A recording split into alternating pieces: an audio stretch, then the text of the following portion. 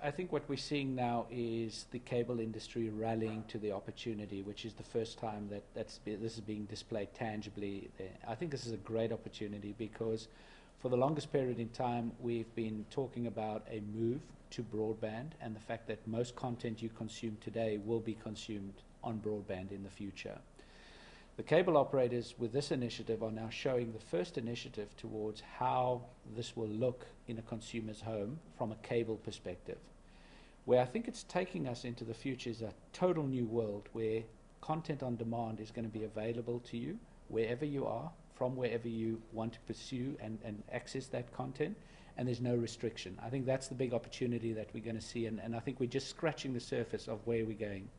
I think the first and the important thing that's happening is if content has value, you need to restrict access to that content. Now, on the internet, there's certain mechanisms of security systems that actually do allow restricted access to content.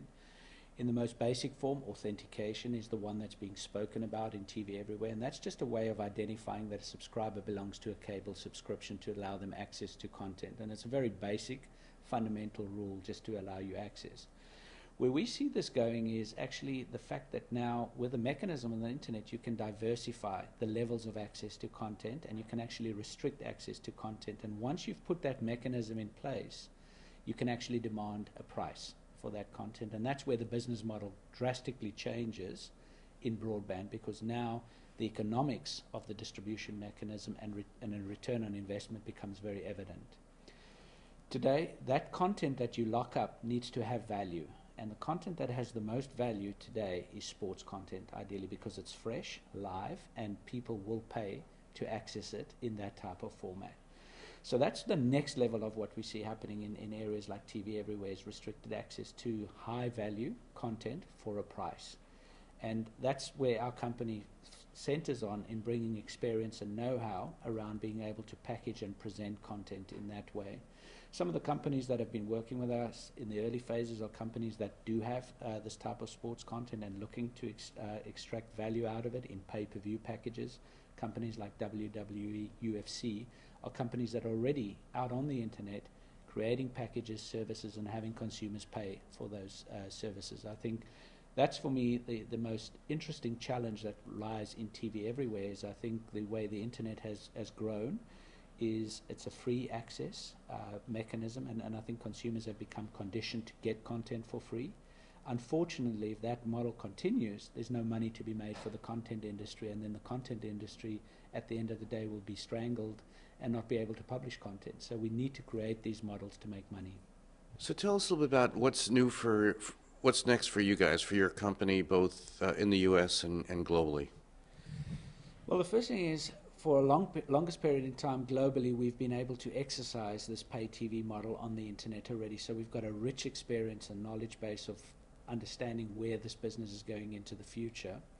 With the fact that TV everywhere is now stimulating the US market, we feel very well prepared and ready to address the industry. I think the industry is now grappling with the first phases, which is called authentication. But we know where this takes them in the future this is only the beginning of a very long path.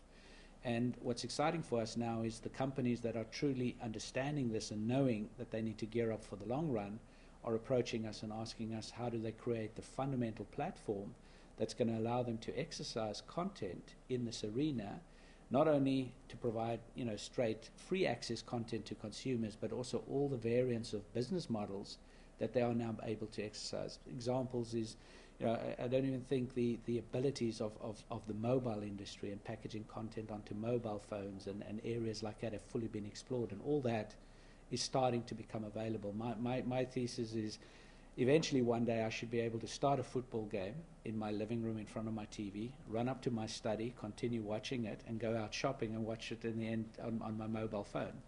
And there's an opportunity in that for the consumer, but there's also an opportunity for the operator to gain a revenue out of all those variants.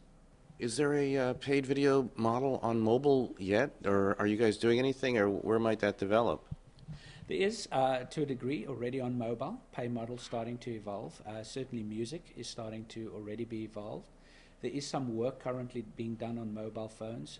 As I said to you earlier, what you need to do is you need to create a mechanism that restricts access.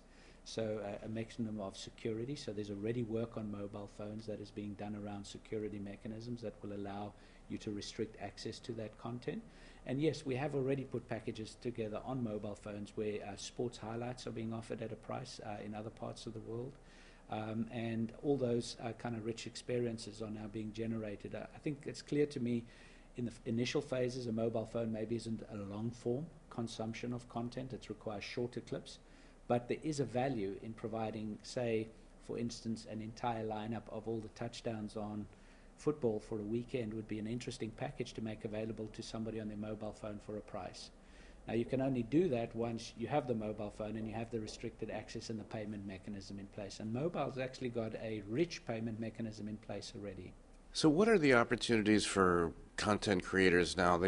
People have been sort of stuck with this whole advertising situation, which hasn't worked out. What is the opportunity for pay, beyond the sports, the real super premium, maybe HBO or theatrical films? How can this monetization opportunity be part of perhaps a broader range of content, or perhaps it will never be? What are your thoughts?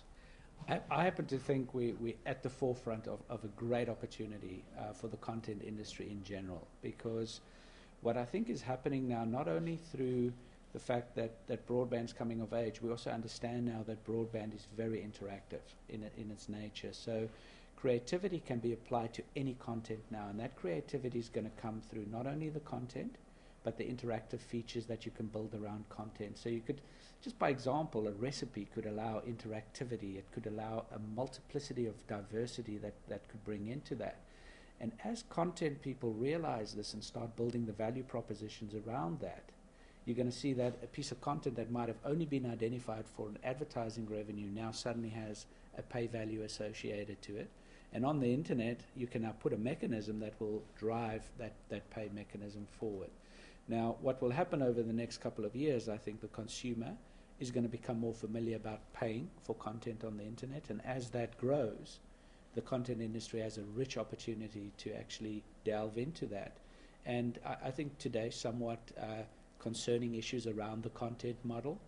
But if I look forward and see what those opportunities now are in the future for content owners, I think there's a rich opportunity. And those companies that exploit and move early to do that are going to be in a very advanced position when this business comes of age.